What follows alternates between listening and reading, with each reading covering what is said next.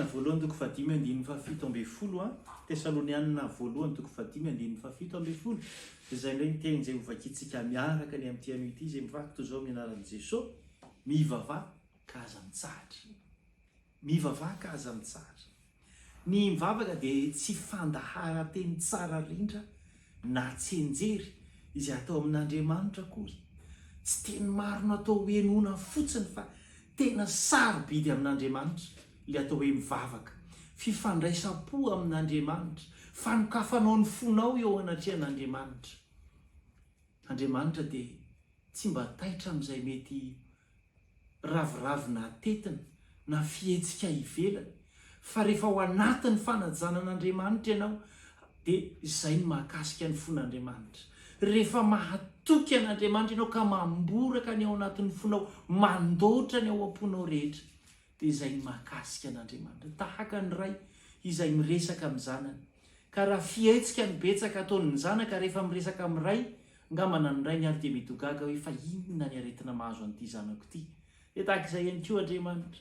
Rehefa vao mijery anao mihetsikehtsika izy, mijery anao manao fombafomba izy, mijery anao manao tsianjery izy, dia mety anontany teny ndry marary angamba ity zanako ity. Fa androany anio ny anasananao dia tsotra.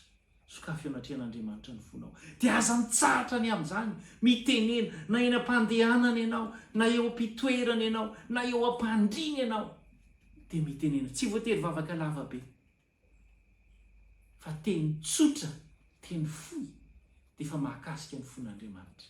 Ary tian'Andriamanitra ianao hanana fifandraisana velona amin'ny mandrakariva. Mba andramo, ataovy, ary dia tanterao izany fivavahana mandrakariva, ka tsy mitsahatra eo amin'Andriamanitra izany. Fa fiainana be da be no ateraka izany ho anao.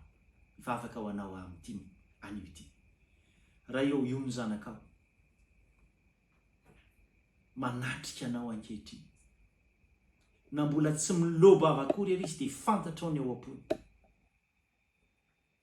Ary ianao efa te hamonjy azy, te hamaly azy sady, kanefa mba te handreny feony ianao, mba te hahita azy mitady anao ianao.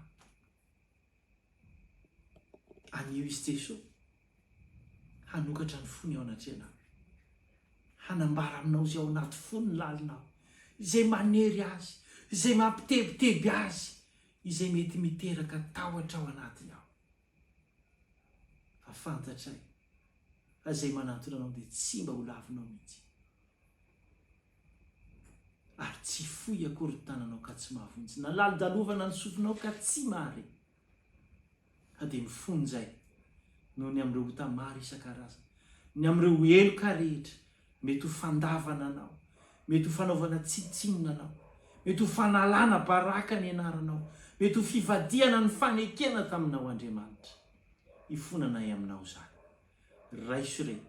Raiso re ny zanakao izay mitady anao, henoy ny vavaka izay asandrany aminao. Misaotra Jesosy. Amen.